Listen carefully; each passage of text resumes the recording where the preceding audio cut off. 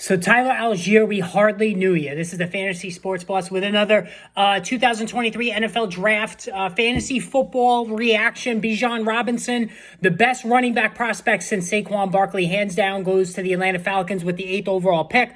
And a lot of ramifications on this one. You know, the first is that Algier, who was quite good, especially down the stretch last season as a rookie for the Falcons, is now going to become just really a depth piece. Even though Arthur Smith has said, the Falcons head coach has said that Algier will still be involved, you don't use the 8th overall pick on a generational talent like Bijan Robinson and not use him on all three downs, the majority of the downs and whatnot. But now, as far as Robinson is concerned, listen, anybody who saw him in college knows that he is as close to a can't-miss running back prospect, barring injury, devastating injury, that we've seen since Saquon Barkley. Now, Saquon Barkley, for all the injuries he's had, his rookie year was absolutely spectacular.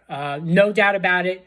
You know, true fantasy gem, superstar running back, both receiving, running, everything. That's what, those numbers, if you look at Barkley's numbers as a rookie, that's what's in play for Bijan Robinson. So, while I personally don't like to recommend rookies to be first-round draft picks in fantasy football, it's going to be impossible not to have Robinson go in the initial 12 picks of a fantasy football draft, especially in PPR leagues. Now, we've been burned by Ryan Matthews. We've been burned by Clyde Edwards-Helaire, but we weren't burned by Saquon Barkley, and I'm talking about these two in the same mold. That's how good Robinson is. He's such a good receiver. He could work as an every down wide receiver in the slot and not run the ball at all, and he still would be phenomenal. That's how good of an athlete Robinson is. He does it all. He pass protects, catches everything, explosive runner. He's going to be that good. So a late first-round pick, it's going to happen. I'm always leery about, again, investing in rookie running backs, but this guy's for real. Even I, in my conservative approach when it comes to running backs, would be tempted to take him late in the first round. Now, what's interesting, too, about the Falcons, I mean, look at this offense. You talk about young, potent players. You have Bijan Robinson and Algier at running back. You have Drake London at wide receiver, and you have Kyle Pitts at tight end. London, arguably the best receiver 2 drafts ago. Kyle Pitts, arguably the greatest tight end prospect of all time in terms of pure talent. And all of these guys are going to be playing in the same offense. The caveat, of course, 2 things. 1, Arthur Smith is a run first, run second, run third coach. And it worked for the Falcons. They were fairly competitive throughout the course of last season.